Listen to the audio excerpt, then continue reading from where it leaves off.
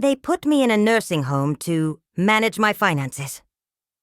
So I donated everything to the Donkey Sanctuary. My name is Eleanor Catherine Whitmore.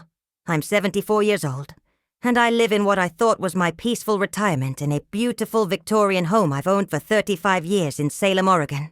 This is the story of how my own family pushed me too far, and how I finally taught them a lesson they'd never forget, starting when they conspired to have me declared incompetent and locked away in a nursing home so they could get their greedy hands on my money, only to discover that this old woman had one final card to play that would leave them with nothing but the memory of their own shameful behavior. But let me start from the beginning, because understanding how we got to that point requires knowing just how much I gave these ungrateful people, and how spectacularly they repaid my generosity.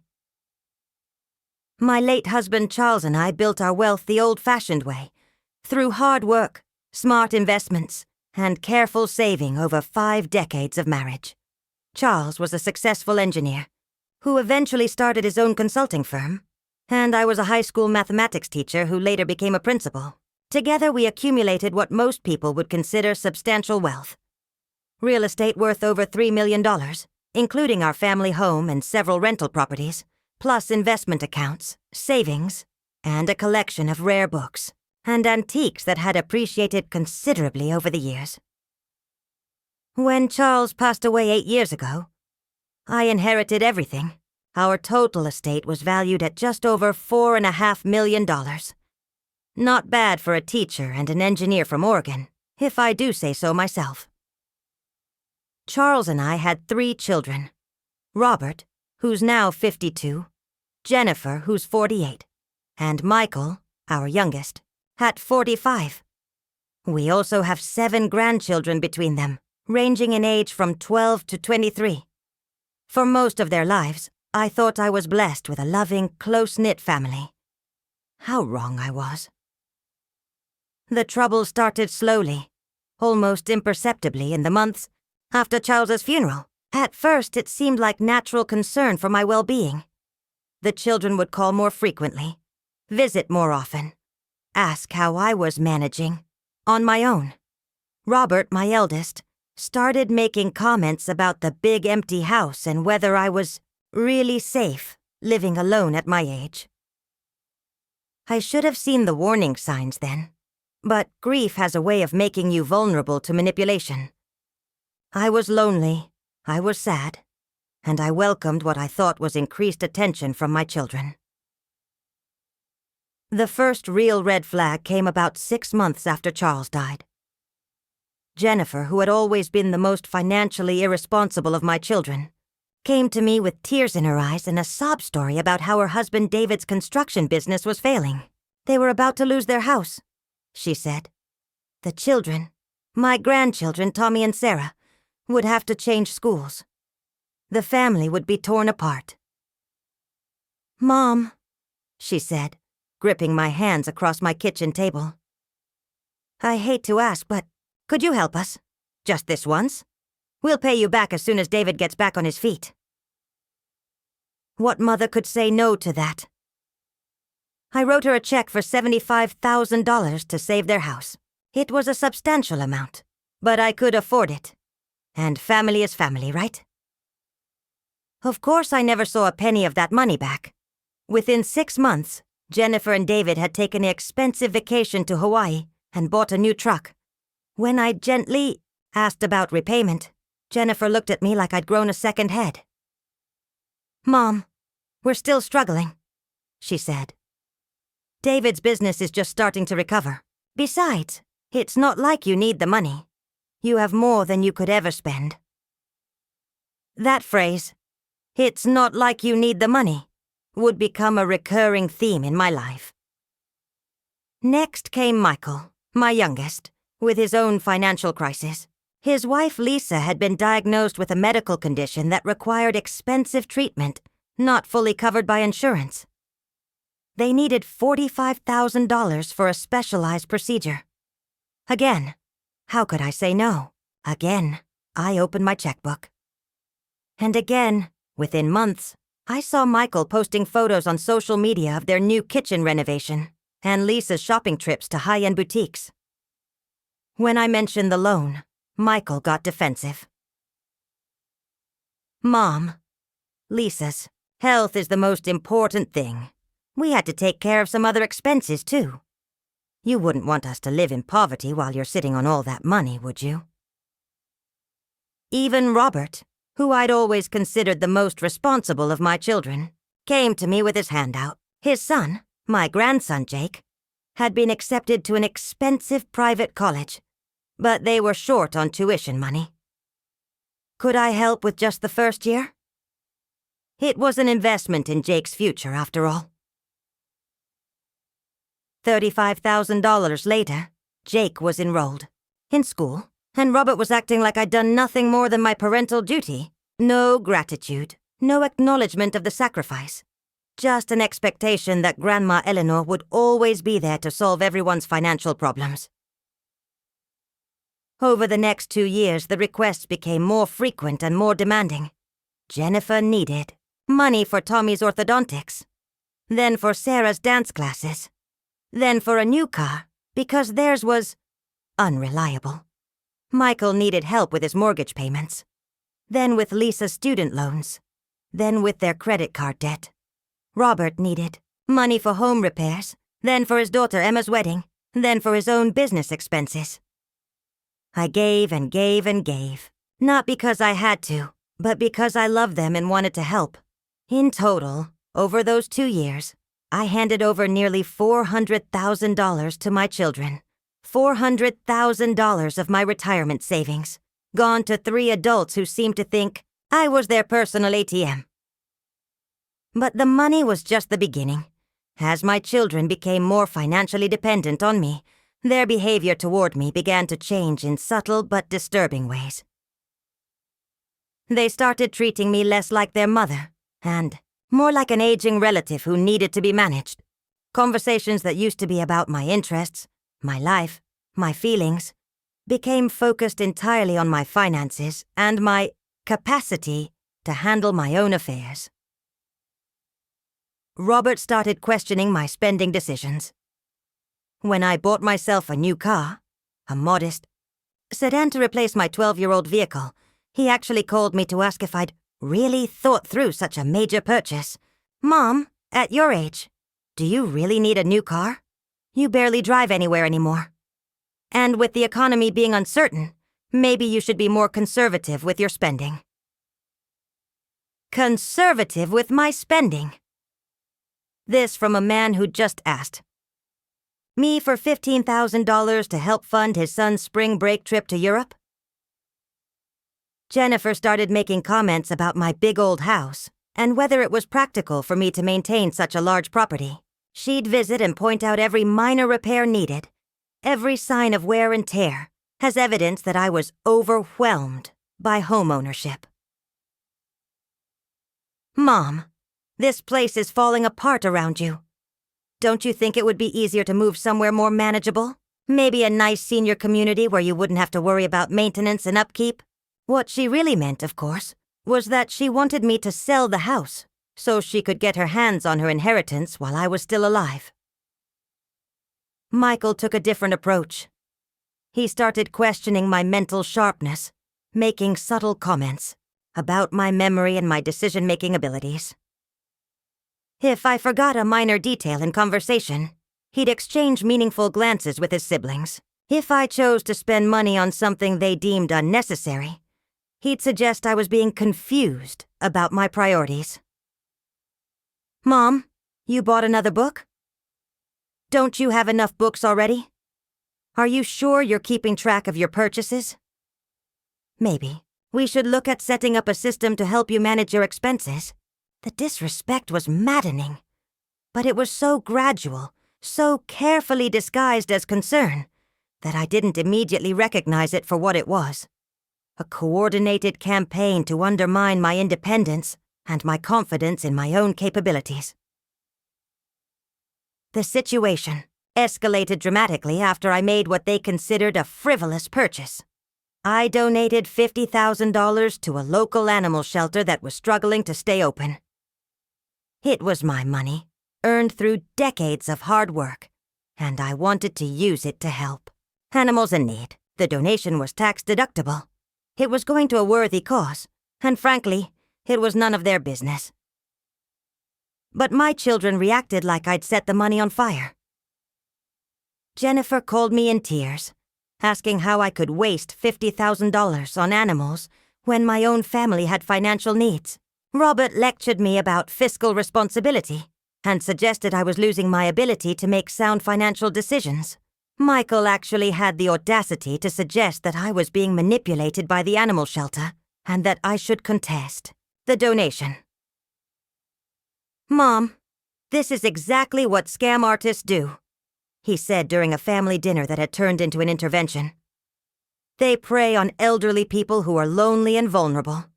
They convince them to make large donations they can't afford."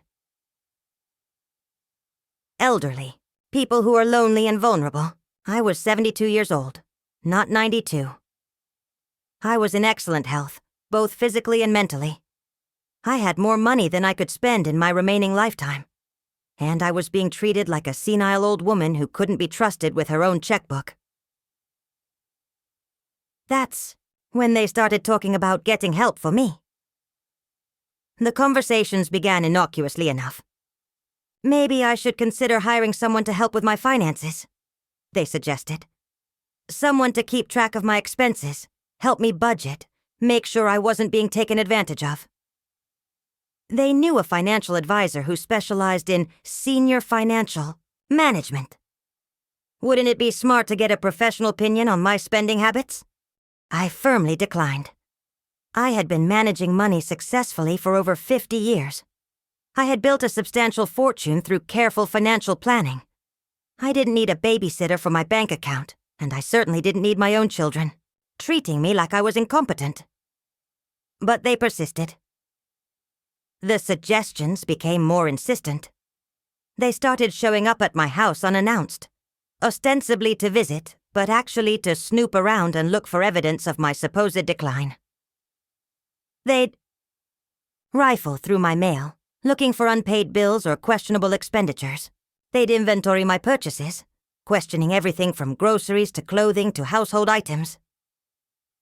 Jennifer actually had the nerve to go through my financial statements, documents she had no right to see, and create a spreadsheet of my unnecessary expenses. Apparently, my monthly donations to various charities, my book purchases, my occasional dinners out with friends, and my subscription to several magazines were all evidence of poor judgment and financial irresponsibility.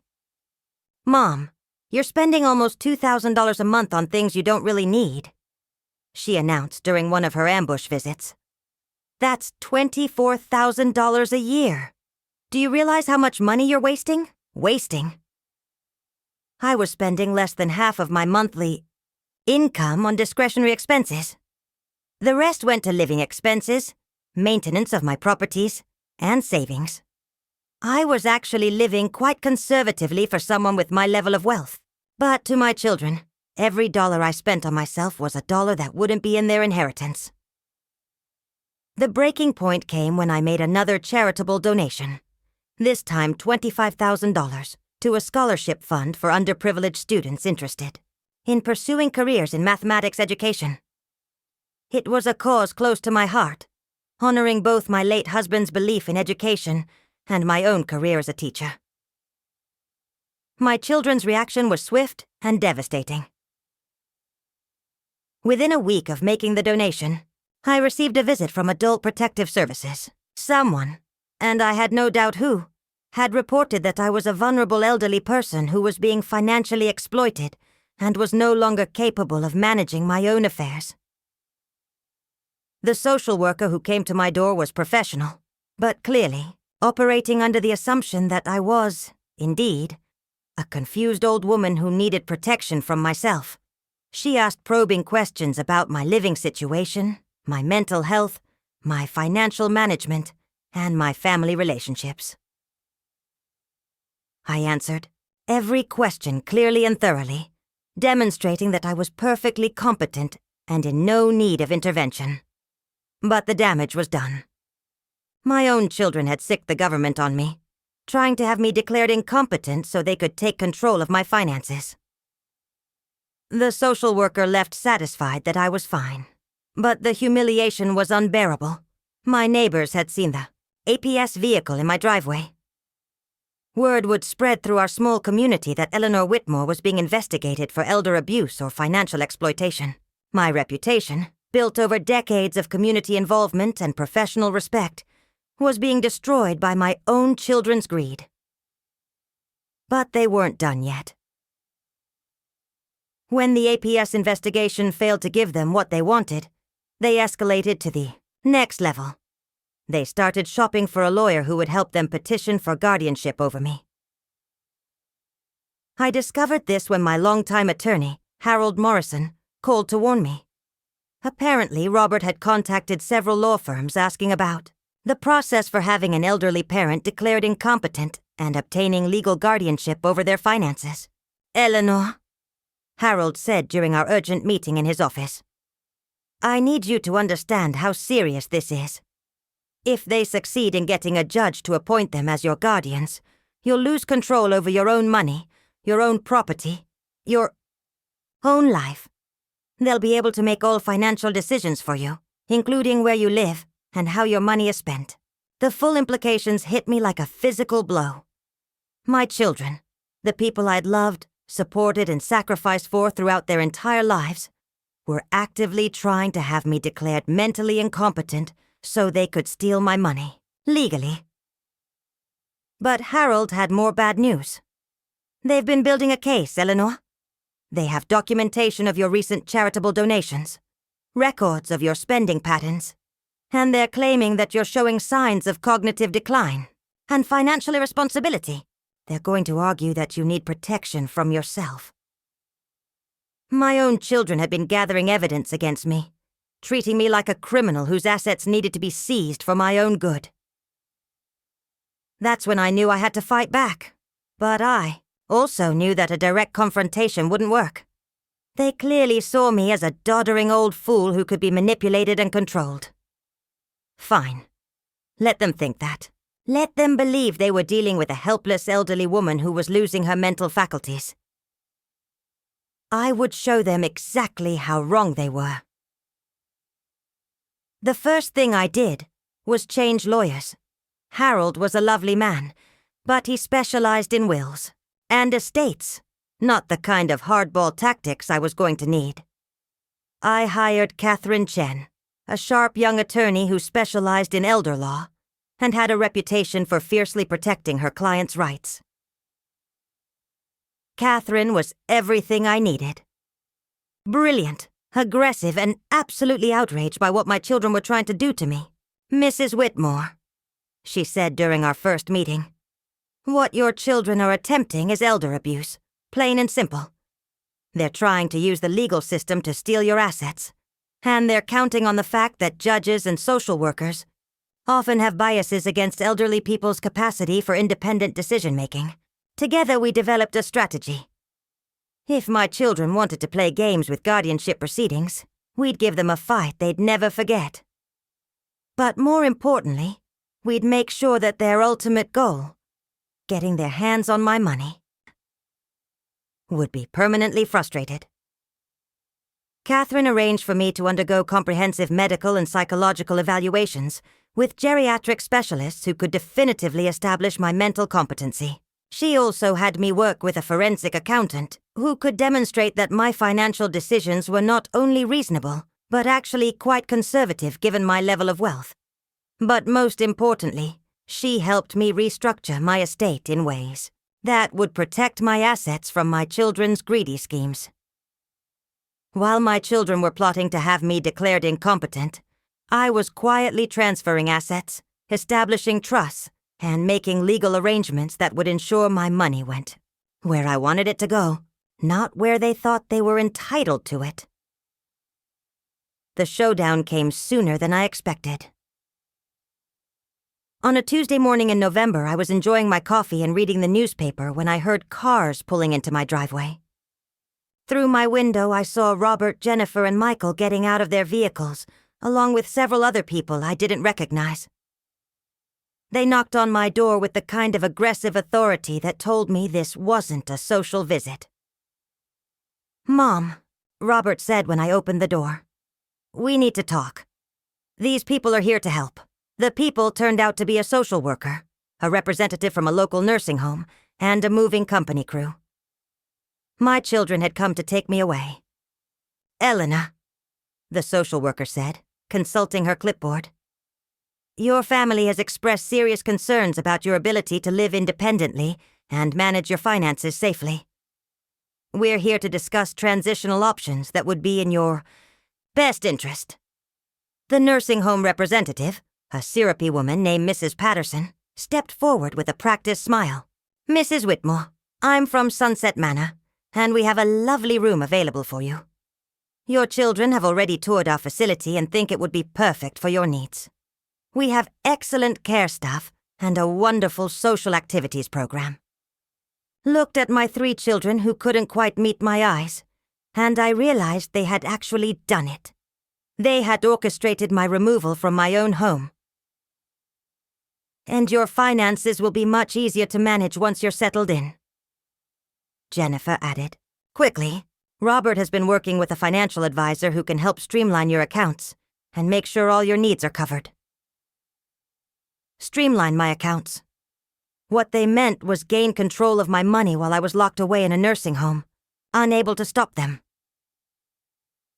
"Mom," Michael said, trying to sound reasonable, "you'll love it at Sunset Manor.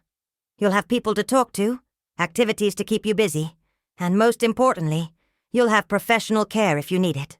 And we'll visit all the time."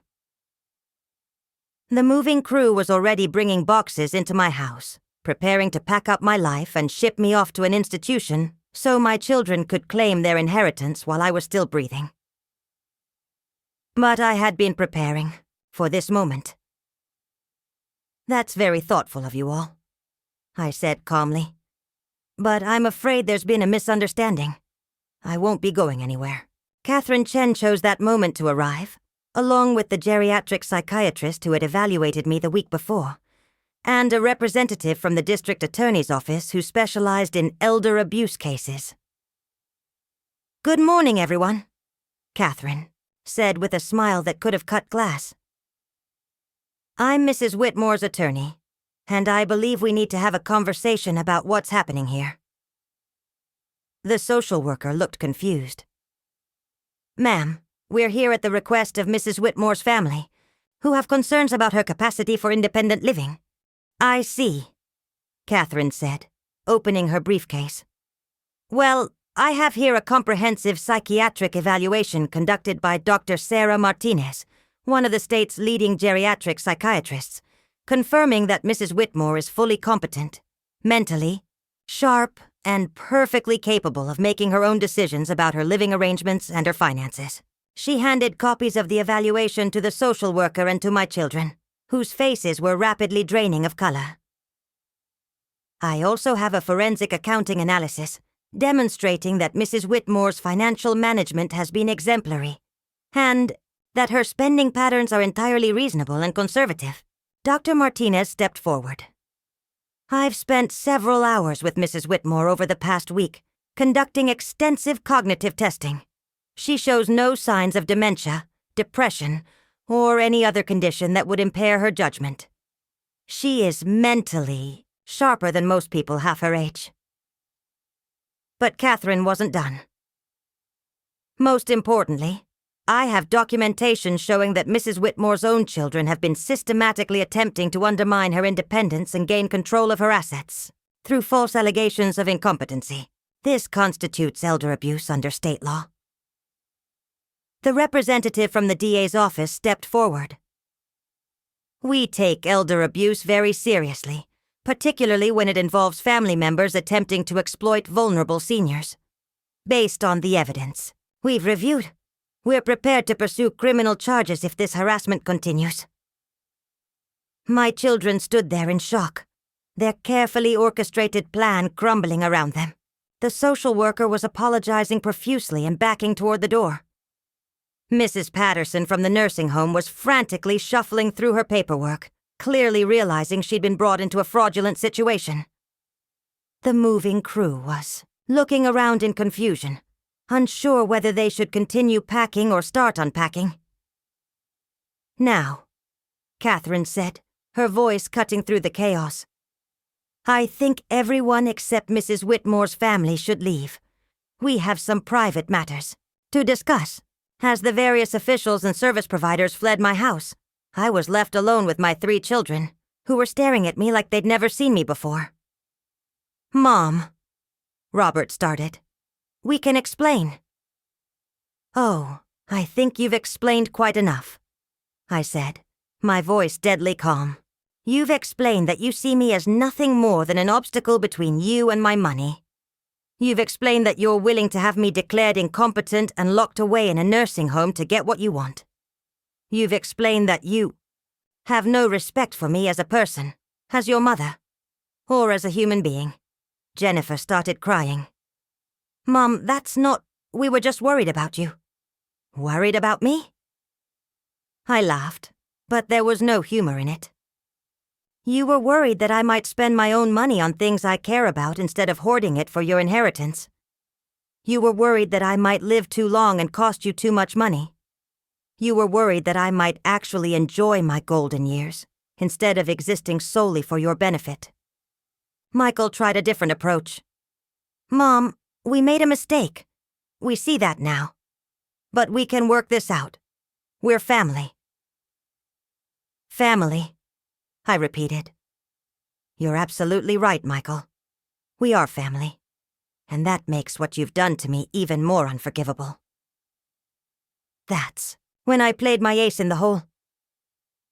"Catherine," I said, "I think it's time to show them the paperwork." Catherine smiled and pulled out a thick folder. "Certainly. Robert, Jennifer, Michael, I'd like you to see what your mother has been doing while you've been plotting against her." She spread out documents across my dining room table. Property deeds, bank statements, legal certificates, and most importantly, a detailed inventory of my entire estate. "As of yesterday," Catherine announced, "your mother has donated her entire fortune to charity." The silence that followed was deafening. "What?" Jennifer whispered. "Your mother has established the Charles and Eleanor Whitmore Foundation for Animal Welfare," Catherine continued. "The foundation has received donations totaling $4.5 million, the entirety of your mother's estate, including this house, her rental properties, her investment accounts, and all other assets." Robert's face went white. "Mom, you can't. That's not..." "Oh, but I can," I said. "And I did. Every penny, every property, every asset you thought you were entitled to is now the property of a charitable foundation dedicated to animal welfare.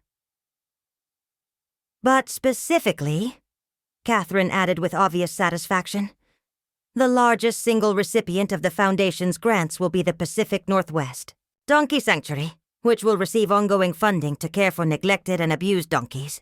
Michael looked like he was going to be sick. "Donkeys? You gave our inheritance to donkeys?" "I gave my money to a cause I believe in," I corrected. "Donkeys are gentle, loyal, hard-working animals who deserve better treatment than they often receive. Unlike some humans I could mention, they're grateful for kindness and don't bite the hand that feeds them." Jennifer collapsed into a chair. "Mom, you can't do this to us. We have families. We have expenses. We need..." "You need to learn to support yourselves," I said firmly.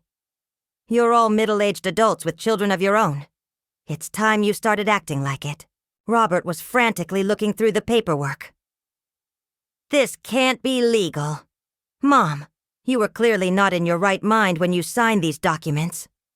"Actually," Dr. Martinez interjected, "I was present when Mrs. Whitmore signed these documents, and I can attest that she was fully competent and acting of her own free will. Any attempt to contest these donations will fail." Catherine nodded. The documents are ironclad. Your mother had the right to dispose of her assets as she saw fit, and she chose to give them to charity rather than to ungrateful children who tried to have her declared incompetent. The reality of what had happened was finally sinking in. My children had spent months plotting to steal my money, and instead they had lost everything they expected to inherit. "But, Mom," Michael said desperately, "what about us? What about your grandchildren? How could you leave them nothing? I'm leaving them something far more valuable than money," I said. "I'm leaving them the knowledge that actions have consequences, that you can't treat people badly and expect to be rewarded for it, and that their parents are not the people they thought they were." The aftermath was swift and devastating for my children. Without the prospect of inheriting my wealth, they had to face the reality of their own financial situations. Jennifer and David, who had been living beyond their means for years while counting on my eventual inheritance, had to declare bankruptcy within 6 months. They lost their house, their cars, and had to move into a small apartment. Michael and Lisa, who had been using credit cards to maintain their lifestyle while waiting for their inheritance, also faced financial ruin. Michael had to take a second job, and Lisa had to return to work full-time.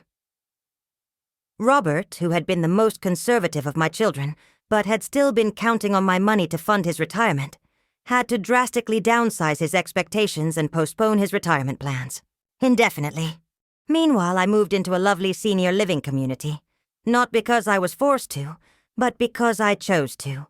I sold my house. The proceeds went to the foundation, of course, and used my remaining income from Social Security and a small annuity I'd kept for myself to rent a beautiful apartment in an active adult community.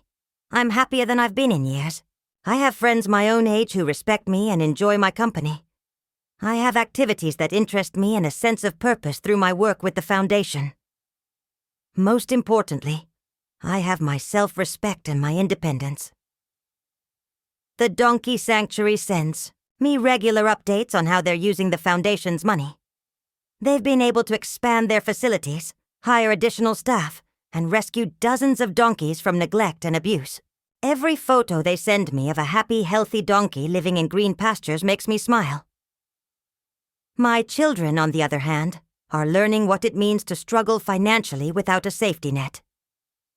They call occasionally, usually when they need money for some emergency or expense, but I make it clear that my giving days are over. "But Mom," Jennifer said during our last conversation, "we're your family. Doesn't that mean anything to you?"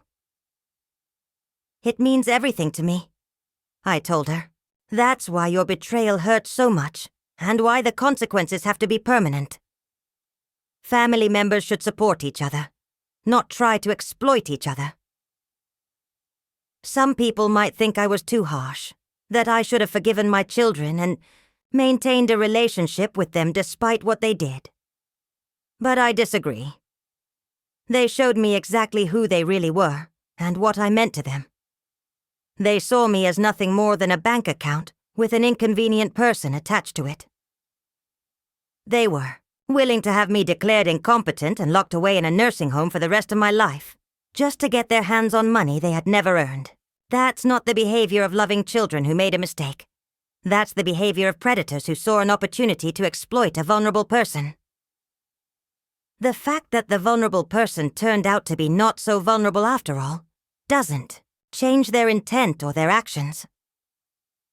I sleep well at night knowing that my money is being used to help innocent animals who truly need and deserve assistance. I sleep even better knowing that my children learned a valuable lesson about the consequences of greed and betrayal. And every time I get a photo from the Donkey Sanctuary, showing a rescued donkey rolling in the grass or playing with its companions, I remember that these gentle creatures are more grateful for kindness than my own children ever were.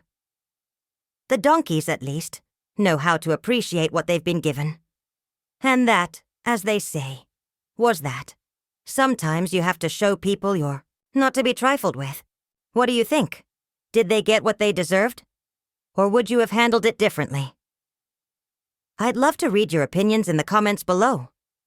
Have you ever had to teach a lesson to someone who took you for granted? Share your story if you feel comfortable. If you enjoyed seeing these folks get their comeuppance and want more stories of well-deserved revenge, please hit that subscribe button, give this video a like, and click the notification bell so you won't miss the next one. Thanks for listening, and remember to stand up for yourselves.